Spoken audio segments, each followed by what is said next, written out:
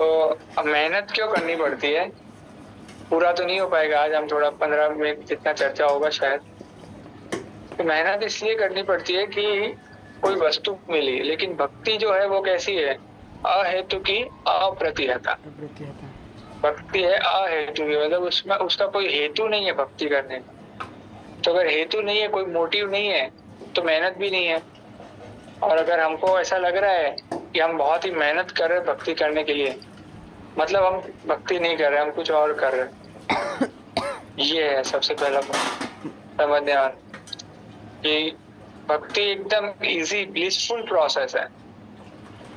इसी अध्याय के तो फर्स्ट कैंटो के सेकंड चैप्टर में 6 नंबर वर्स है, उसमें कहते हैं सवै पुंसाम परो धर्म ये तो भक्ति अधोक्षजे अहेतु की अप्रतिहता यह आत्मा सुप्रसिद्ध है।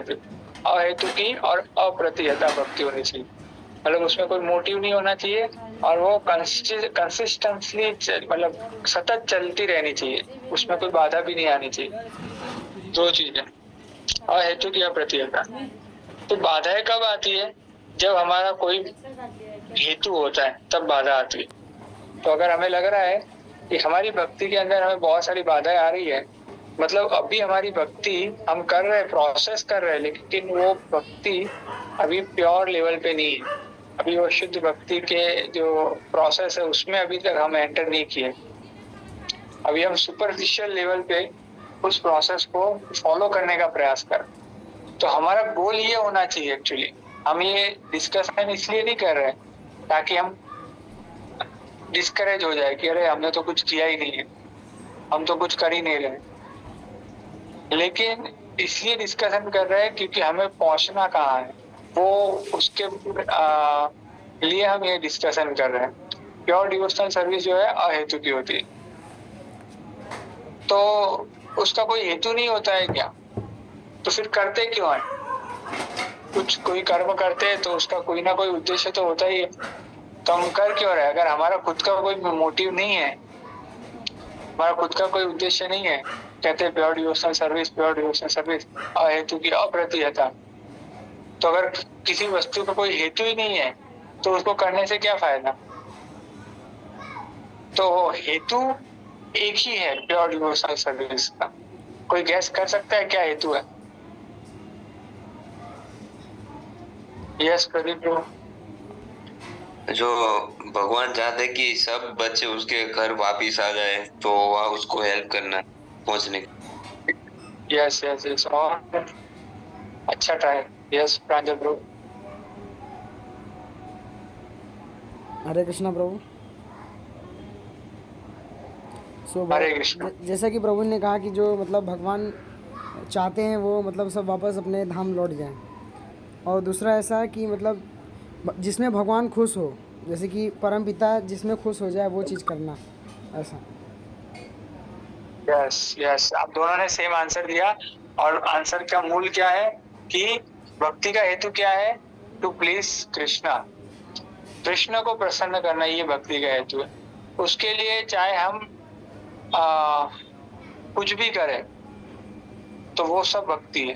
अगर कृष्ण की प्रसन्नता के लिए कोई व्यक्ति कुछ भी करता है तो वो भक्ति है। तो भक्ति का उद्देश्य ये है कि हमें कृष्ण को प्रसन्न करना है। जब हम भक्ति करते हैं तो उसका कोई फल नहीं होता है, उसका कोई भौतिक, जैसे हमने देखा अहेतु की होती है भक्ति, लेकिन जब हम भक्ति प्रोसेस में को फॉलो करते हैं तब हमें, जब कृष्ण प्लीज होते हैं तब हमें एक चीज मिलती है जिसको कहते हैं रियलाइजेशन, जिसके बेस पे हमारी भक्ति कंटिन्यू होती है, अप्रतिहता। भक्ति जो है वो अहेतु की है, एक ही हेतु है उसका कि कृष्ण प्लीज हो, और कृष्ण प्लीज होते हैं तो हमें क्या मिलता है? रियलाइजेशन मिलता है, और रियलाइजेशन से हमारे हार्ट में हमको क्या मिलता है? एकदम हमारा हार्ट आनंदित रहता है, मतलब सच्चिद आनंद जो है ना, तो हमारा हार्ट हमेशा क्या रहता है? हम हमेशा क्या रहते हैं? खुश रहते हैं। जो हम श्लोक पढ़ रहे थे उस श्लोक के अंदर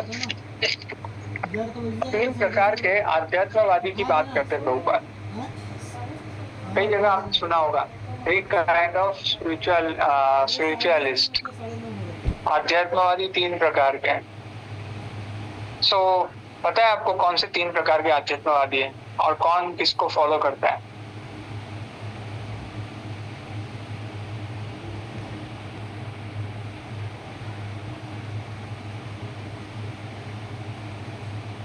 तीन प्रकार के आध्यात्मवादी कौन कौन से हैं? जैसे भगवान के तीन फॉर्म वो अलग अलग तरीके से पूछते हैं। एक है ब्रह्म। ब्रह्म मीन्स जो भगवान के ब्रह्म स्वरूप का पूजन करते हैं, मतलब प्रकाश। फिर परमात्मा के रूप में दूसरे लोग फुलफिल करते हैं। और तीसरे जो है वो कौन? भगवान। तो ब्रह्म इति परमात्मा इति भगवान इति शब्द थे। तो ब्रह्म, परमात्मा और भगवान तीनों अलग अलग शब्द एक ही वस्तु को प्रेजेंट करते हैं। जैसे सूर्य का प्रकाश, सूर्य का गोला और सूर्य देव विवासवान, तीनों एक ही वस्तु को प्रेजेंट करते हैं। इसी तरह से ब्रह्मा, परमात्मा और भगवान। लेकिन तीन प्रकार के आध्यात्मवादी होते हैं, वो किसी एक को ही फॉलो करते हैं। तो जैसे ज्ञानी लोग होते हैं, ब्रह्म को कौन फॉलो करता है? सॉरी, योगी लोग होते हैं वो ब्रह्म को फॉलो करते हैं। योगी अपनी योग शक्ति से ब्रह्म का साक्षात्कार करना चाहते हैं। वो भी प्रोसेस जो हाफ प्रोसेस है, हाफ नॉलेज वाली प्रोसेस। उसमें उसके पास इतना ही नॉलेज होता है कि भगवान कौन है, ज्योति के समान बस। तो ये पूरा नॉलेज नहीं है उसके पास। और वो क्या करता है उस प्रोसेस में, अपने आप को पूरा लाइफ उसमें लगा देता है और वो अकेले रह के प्रोसेस को फॉलो करता है। उसमें ना वो किसी की सुनता है, वो ऐसा ही चाहता है कि पूरी दुनिया को मेरी सुने, पर वो किसी की नहीं सुनता। और वो क्या करता है, अपने योग शक्ति से और अपने तपस्या से, अपने ज्ञान से उस ब्रह्म को समझने का प्रयास करता है अपने आप से। तो दूसरा है योगी, ज्ञानी। ज्ञानी किसको भगोल मानता है? वो मानता है परमात्मा को, हृदय में जो परमात्मा है, लेकिन वो भी आधा ज्ञान, फुल ज्ञान नहीं। और जो भक्त होता है वो भगवान कृष्ण को, मतलब स्वयं उनको ही सत्य मानता है, परम सत्य। तो कृष्ण को सत्य मानना और उसकी भक्ति करना, ये कौन सी प्रोसेस है? फुल नॉलेज वाली प्रोसेस। पूरा ज्ञान है किसको? जो ये समझता है कि कृष्ण भगवान है, उसको पूरा ज्ञान। बाकी दोनों जो प्रोसेस में है वो आध्यात्मवादी है, लेकिन उनको पूर्ण ज्ञान नहीं है, हाफ नॉलेज। प्रभुपाद ऐसा बोलते हैं। तो भक्ति जो है अगर हम करेंगे तो ज्ञान वैराग्य अपने आप आ जाएगा। हमें ऐसा उसके लिए अलग से प्रयास नहीं करना पड़ेगा। लेकिन के लिए प्रयास करना पड़े, वो कैसा ज्ञान और वैराग्य होता है? भौतिक होता है। ये पॉइंट समझे? फिर से जो रियल नॉलेज है और रियल रिनाउंसिएशन है वो भक्ति से आता है। और हम अभी जिसके लिए प्रयास कर रहे हैं, ज्ञान और वैराग्य, और बाकी सारे संसार में लोग ज्ञान और वैराग्य प्रयास कर रहे हैं, वो सिर्फ भौतिक वस्तु के लक्ष्य में, भौतिक वस्तु को सेंटर में रख के ज्ञान और वैराग्य की प्रैक्टिस कर।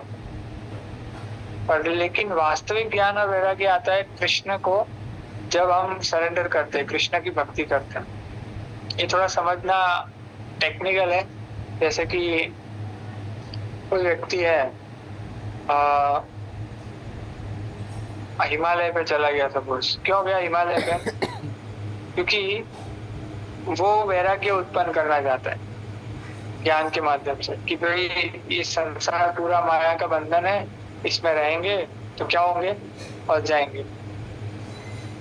धन, जन्म, सुंदरी, ये सारी चीजें जो है वो हमें क्या करेगी? माया में फंसा देगी। तो हम क्या करते हैं? वैराग्य प्राप्त करने के लिए, मुझे ज्ञान हो गया है। क्या ज्ञान हो गया है? कि ये सब माया है। तो क्या करना है? माया से दूर रहना है और वैराग्य प्रैक्टिस करना है, ताकि वैराग्य में ना जाए। ये एग्जाम्पल है।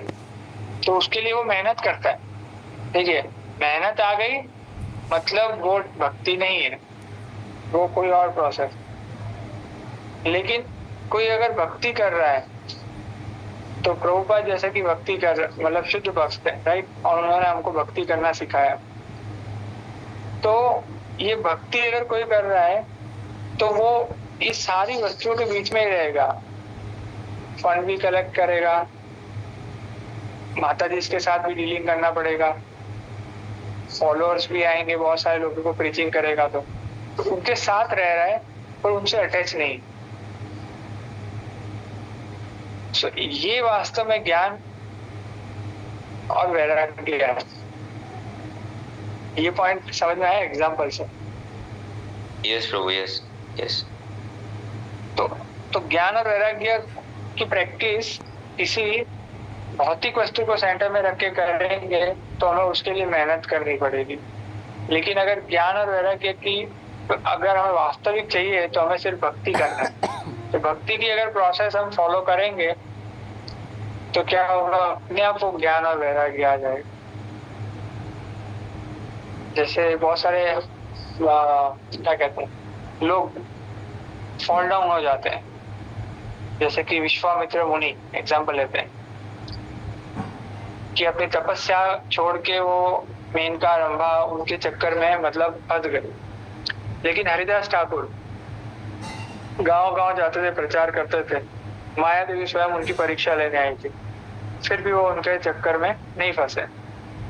क्यों? क्योंकि भक्ति से ज्ञान और वैराग्य डेवलप होता है। सो भक्ति की शुरुआत, भक्ति में सेवा की शुरुआत किससे होती है? भक्ति के अंग है, उसके अंदर सबसे पहला कौन सा है? श्रवण। श्रवण कीर्तन विष्णु स्मरण, है ना? तो श्रवण से शुरुआत होती है। तो अगर हमें ज्ञान और वैराग्य डेवलप करना है तो क्या करना होगा? भक्ति करना होगा। और भक्ति की शुरुआत ही कहाँ से होती है? श्रवण से। तो श्रवण अगर हमारा कच्चा है तो हम भक्ति नहीं कर रहे, और भक्ति नहीं हो रही अच्छे से तो ज्ञान और वैराग्य नहीं है, सब फॉल्स है। सो अगर हमें ज्ञान और वैराग्य करना है तो श्रवण करना पड़ेगा, श्रवण से भक्ति होगी, भक्ति से ज्ञान वैराग्य है। तो ज्ञान वैराग्य के भी मतलब श्रवण से के भी दो लेवल है। अगर हम देखें तो समझने जैसा ही कि दो लेवल कौन कौन से? फर्स्ट लेवल आप श्रवण करोगे तो क्या होगा? फुल ज्ञान और वैराग्य डेवलप होगा, जिससे आप क्या होगा? भौतिक वस्तुओं से आप छूट जाओगे। ये फर्स्ट साइन है। अगर आपका श्रवण अच्छा है, अगर किसी व्यक्ति का श्रवण अच्छा है, श्रवण आदि शुद्ध चित्ते करे उदय, तो अगर शुद्ध चित्त से कोई श्रवण करता है तो उसके हृदय में वो नॉलेज उत्पन्न हो जाता है, ज्ञान उत्पन्न हो जाता है, अपने आप वैराग्य उत्पन्न हो जाता है। तो फर्स्ट लेवल क्या है कि श्रवण सही हो रहा है कि नहीं, कि हम सारी भौतिक वस्तुओं से ऊपर आ जाएंगे। ऊपर आ जाएंगे इन द सेंस उसको छोड़ नहीं देंगे, पर उसको कृष्ण के सर्विस में, कृष्ण को रिलेट करके हम यूज करना सीखें, कृष्ण को सेंटर में रख के यूज करना सीखें। तो ये फर्स्ट लेवल। और सेकंड लेवल क्या है कि हमको रियलाइजेशन मिलेगा, रियलाइजेशन आएगा, और उस रियलाइजेशन से हमारी सर्विस और दृढ़ बनेगी। जैसे प्रभुपाद फर्स्ट लेवल ज्ञान और वैराग्य, कैसे उन्होंने बचपन से अपने पिता से बहुत कुछ सुना था। प्रभुपाद ने, उनके पिता, प्रभुपाद लिखते हैं, मेरे पिता एक संत प्रकृति के व्यक्ति थे, तो उन्होंने अपने पिता से बहुत कुछ सुना था। तो क्योंकि प्रभुपाद ने बहुत श्रवण किया था, इसलिए उनको किसी वस्तु से आसक्ति नहीं थी, भौतिक वस्तु से। और जब उन्होंने उसको प्रैक्टिस करते करते उनके गुरु को भी श्रवण किया, उनके गुरु से भी उन्होंने श्रवण किया, तब उनको प्रैक्टिस करते करते करते करते एक समय ऐसा आया कि प्रभुपाद तो मतलब प्योर डिवोटी है, लेकिन हम उनके एग्जाम्पल से सीख रहे हैं। ये दो पॉइंट है वो कि प्रभुपाद लिखते हैं लीलामृत के अंदर कि मुझे ऐसा लग रहा है कि कृष्ण की मुझ पे वाकई में कृपा हो रही है, क्योंकि मेरा पहले बिजनेस चला गया, मेरा फैमिली चला गया, मेरी सेविंग्स चली गई, मेरा गीता का लिखा हुआ अनुवाद चला गया, सब कुछ चला गया। उनके गौड़िया मठ के जो गुरु भाई थे उनका सपोर्ट चला गया, प्रभुपाद पूरे अकेले हो गए। तो प्रभुपाद लिखते हैं, कहते हैं कि कृष्ण ने वाकई में मुझ पे कृपा की है, क्योंकि कृष्ण कहते हैं बली महाराज वाले सेक्शन में कि जिसके ऊपर मैं कृपा करता हूँ ना उसका धीरे धीरे धीरे धीरे करके सब कुछ छीन लेता हूँ। सो ये रियलाइजेशन, तो वो जब छीन लिया तो वो भक्त क्या हुआ, फिर से उसको पाने में नहीं लगे प्रभुपाद कि चलो फिर से परिवार का सेटलमेंट करते, पैसे कमाते। फिर उन्होंने क्या किया, वो रियलाइजेशन जो वास्तविक रियलाइजेशन था उससे वो और दृढ़ हो गया डिवोशनल सर्विस में कि अभी तो मुझे कुछ करना ही है, अभी तो मेरे पास कुछ नहीं है, सब कुछ कृष्ण ने ले लिया, मर्सी हो गई, तो अभी तो मुझे उनकी सेवा करनी ही करनी है, क्योंकि इतनी मर्सी की कृष्ण ने, तो अभी सेवा नहीं करूंगा तो क्या करूंगा, फिर से उसमें थोड़ी जाऊंगा।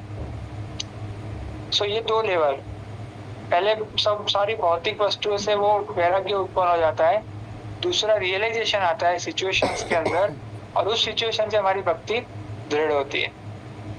सो आज हम यहाँ तक रखते हैं, आगे का पॉइंट थोड़ा और टेक्निकल है। सो आई होप कि हमें इसको फिर से कंटिन्यू करना चाहिए।